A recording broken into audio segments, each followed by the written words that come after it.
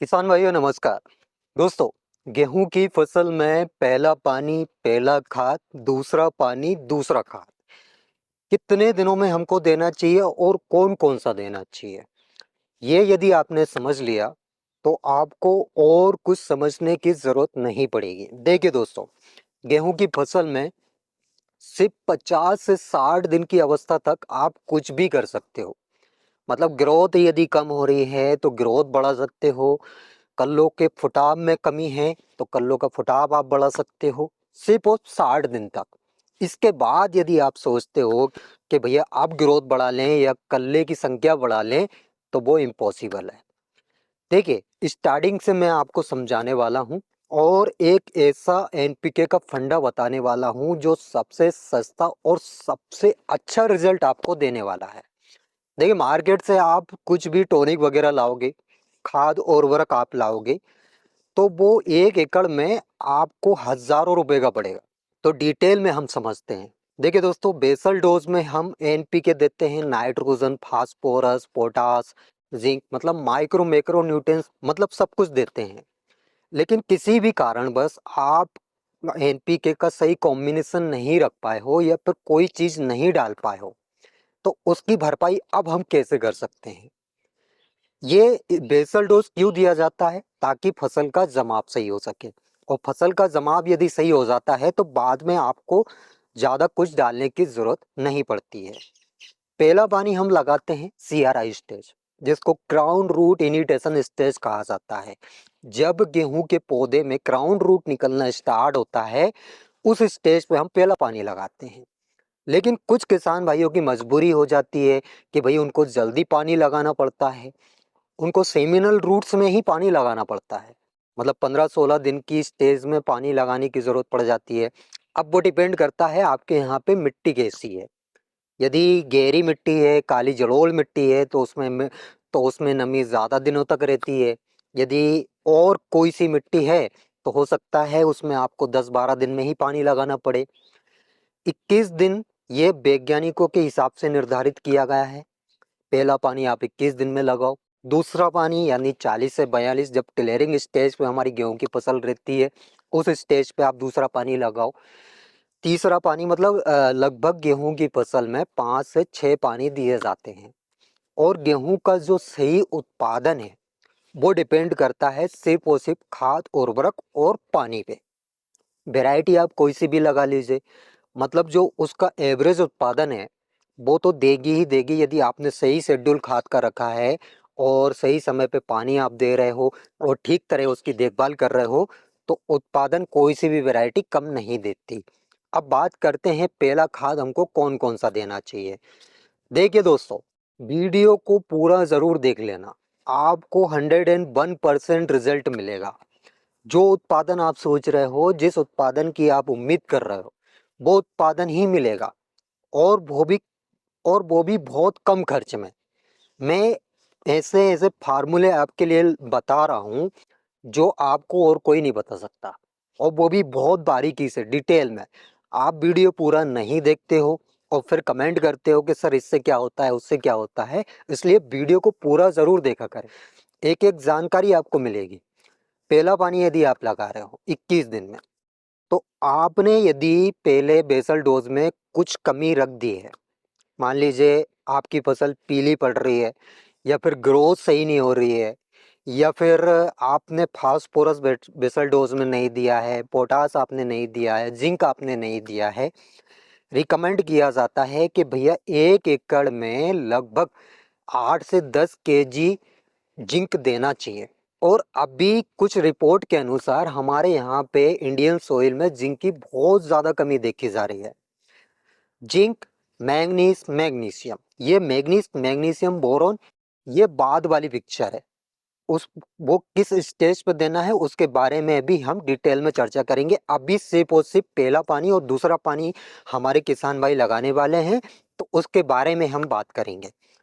पहले पानी लगाते समय आपको 1 एकड़ में 1 बैग यूरिया लेना है।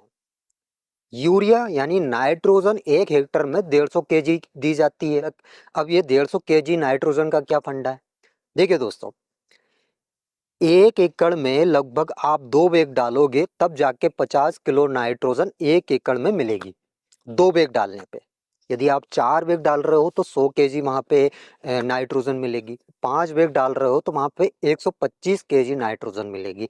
अब ये नाइट्रोजन को भी हमने 3 भागों में बाँटा है, मतलब 150 केजी के हिसाब से 50 केजी हमको बुवाई के समय देना चाहिए, 50 केजी हमको पहले पानी पे देना चाहिए और 50 केजी हमको दूसरे पानी पे देना चाहिए।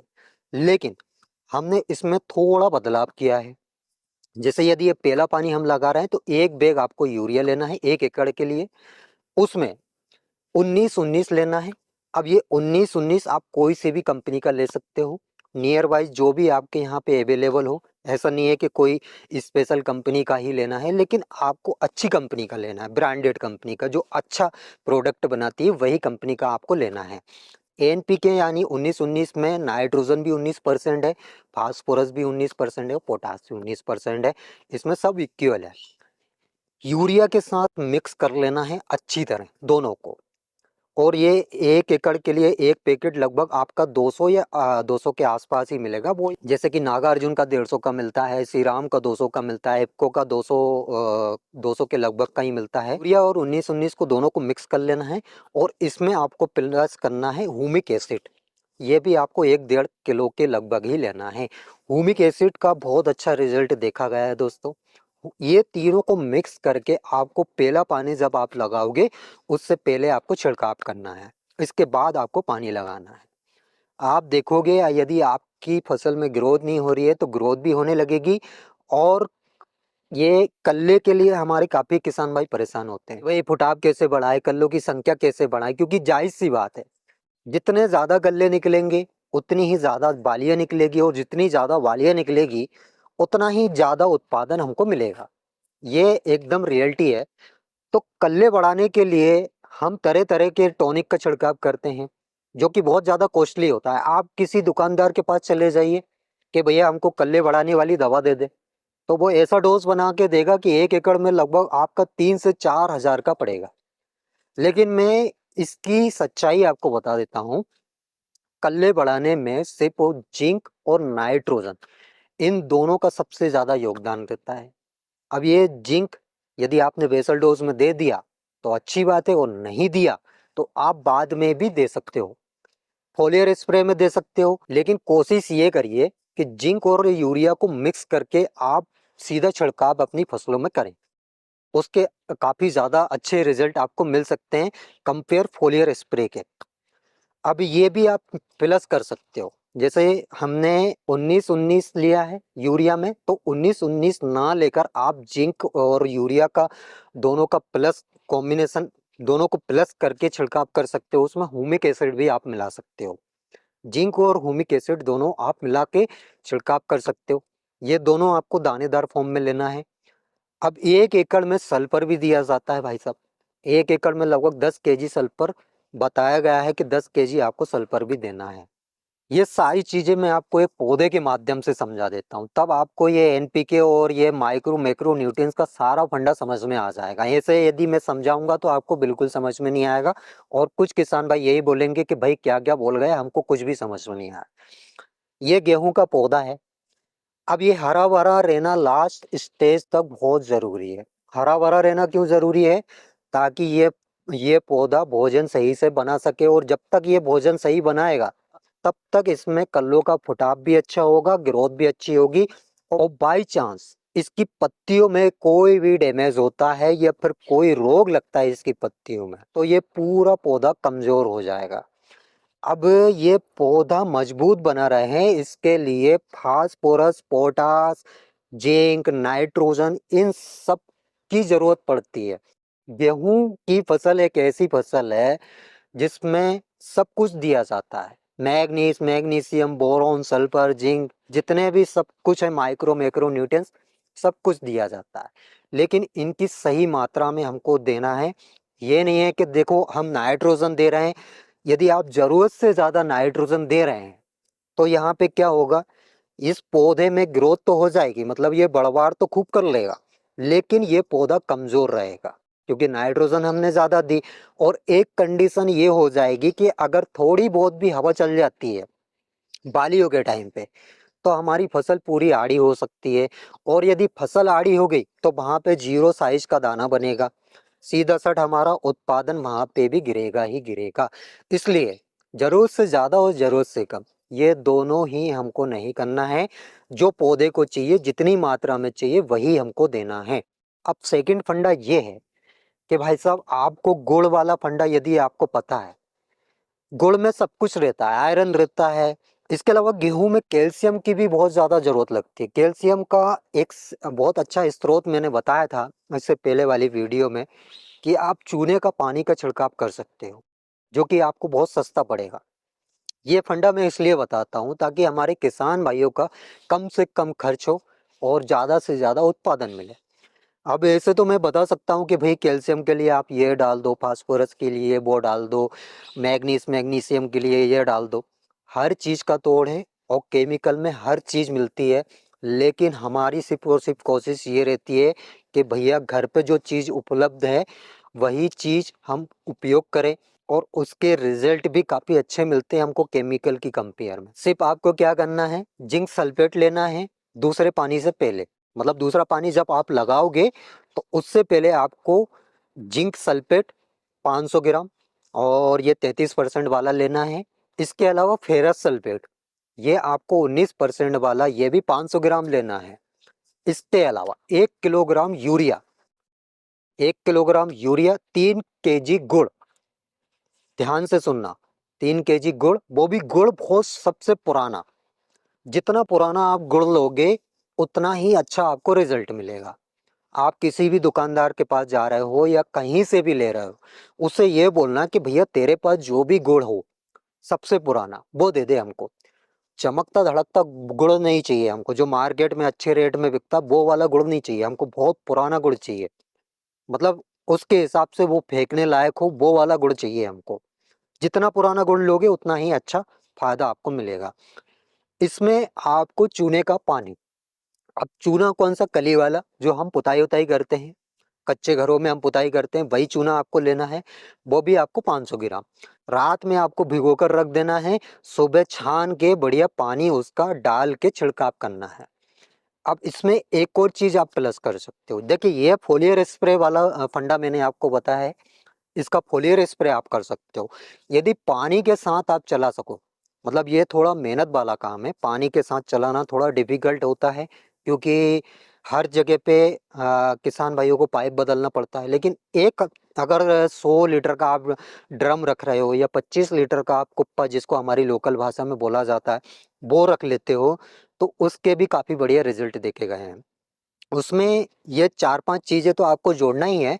उसके साथ आपको गौमूत्र भी प्लस करना है। 50 लीटर गौमूत्र आपने ले लिया, 100 लीटर का ये घोल बना लिया, और उसमें 2 kg आपको गोबर या गोबर का खाद सड़ा हुआ, मतलब जितना पुराना गोबर उतना ही अच्छा रिजल्ट, वो आपको प्लस करना है। उसमें ये 50 लीटर जो हमने गौमूत्र मिलाया है, वो भी यदि पुराना है तो वो भी अच्छा रहेगा। ये 5-6 चीज हमको मिक्स करना है, और इसको 1 एकड़ कवर करना है हमको। 150 लीटर मतलब घोल बन गया हमारा, 150 लीटर घोल हमको 1 एकड़ में देना है, वो भी पानी के साथ। जहाँ भी आप पानी लगाओ खेत में, तो वहीं पे हमने थोड़ा सा छेद करके ड्रम में रख दिया, तो वो पानी के साथ चलता रहेगा। ये होगा एक फंडा। यदि आपको इसमें कोई भी चीज़ समझ में नहीं आती है तो आप मेरे को कमेंट में पूछ सकते हो, मैं आपको बिल्कुल रिप्लाई दूंगा और उसकी हर एक जानकारी बताऊंगा आपको। अब इसके अलावा दोस्तों एक और चीज़, ये चौड़ी पत्ती वाले खरपतवार, सकड़ी पत्ती वाले खरपतवार इनकी दवाइयों का छिड़काव यदि आप अपनी गेहूं की फसल में कर रहे हैं, तो 2 चीज़ का विशेषकर ध्यान रखना है आप। पहली बात, हमारे खेत में पर्याप्त नमी होना चाहिए, और नमी के साथ साथ यदि आप 2,4-D का छिड़काव कर रहे हो तो वो सिर्फ चौड़ी पत्ती वाले खरपतवार मारेगी, सकड़ी पत्ती वाले खरपतवार नहीं मारेगी। सकड़ी पत्ती वाले खरपतवार यदि आपकी फसल में है, जैसे जई है, फेलेरिस माइनर यानी गेहूं का मामा, जो सेम गेहूं की तरह दिखता है, आपको अभी समझ में नहीं आएगा, बाद में समझ आएगा कि हाँ हमारी फसल में फेलेरिस माइनर भी है। ये सब है। तो आप सकड़ी और चौड़ी पत्ती के लिए बेस्टा आती है, उसका छिड़काव करें। उसका रिजल्ट काफ़ी बढ़िया है और फसल पे इफेक्ट भी बहुत कम है। इसके साथ ही आपको एक और चीज़ करना है, एक इंसेक्टिसाइड लेना है जिसमें आप थायोमिथाक्सान प्लस कर सकते हो और ये खरपतवार नाशक दवाइयों के साथ भी आप छिड़काव कर सकते हो। बस उसमें एक पॉइंट ध्यान रखना है कि आपको पहले खरपतवार नाशक दवाई डालनी है पंप में, इसके बाद जो कीटनाशक आप ले रहे हो इंसेक्टिसाइड वो आपको डालना है। दोनों को मिक्स करके आपको बिल्कुल नहीं डालना, पहले खरपतवार नाशक और फिर इंसेक्टिसाइड। मतलब गेहूं की फसल में जैसे दिसंबर माह में brown rust, black rust, yellow rust, तो रस्ट का काफ़ी ज़्यादा प्रकोप देखा जाता है दिसंबर माह में। तो हमारी फसल में रस्ट नहीं लगे इसलिए हमको कीटनाशक भी देना है। इन सारी बातों को यदि फॉलो करते हो तो यकीन मानिए आप गेहूं की फसल से काफ़ी बढ़िया उत्पादन ले सकते हो। बस समय समय पे आपको खाद उर्वरक देना है। अब भी कुछ किसान भाइयों के कमेंट थे कि सर 05234 का छिड़काव कब करें, 0050 का छिड़काव कब करें। तो देखिए दोस्तों, 05234 52% फास्फोरस इसमें रहता है, तो उसकी दूसरे पानी पे ज़रूरत पड़ती है। दूसरे पानी पे आप 05234 का छिड़काव कर सकते हो। और 0050 जिसमें 50% पोटास रहता है। पोटास का क्या काम रहता है, जब बालियों में दाने बनना स्टार्ट होते हैं तो दानों में जो चमक होती है उसको बढ़ाने के लिए पोटास दिया जाता है, दानों के साइज को बढ़ाने के लिए पोटास दिया जाता है। इस तो उसकी ज़रूरत बाद में लगती है, जब बालियों में दाना बनना स्टार्ट होता है, जब मिल्किंग स्टेज पे दाना रहता है, उस समय हम 0050 का छिड़काव करते हैं। तो अभी सिर्फ यदि आप दूसरा पानी आप लगा रहे हो तो उसमें 0052 का छिड़काव कर सकते हो। इसके अलावा जो मैंने फंडा बताया उसका छिड़काव कर सकते हो। यदि आप पहला पानी लगा रहे हो तो यूरिया के साथ एनपीके 19-19 या 19-19 नहीं मिलाते हुए आप जिंक को प्लस कर सकते हो, जिंक और सल्फर को, ये दोनों चीज़ को प्लस कर सकते हो। लेकिन ध्यान ये रखना है, जैसे 19-19 में फास्फोरस रहता है 19%, तो उसमें आप जिंक प्लस नहीं कर सकते। या तो आप 19-19 प्लस करिए या फिर उसमें जिंक प्लस करिए, दोनों में से एक चीज़ प्लस कर सकते हो, दोनों को साथ प्लस नहीं कर सकते। यदि साथ प्लस करोगे तो उसका आपको रिजल्ट नहीं मिलेगा।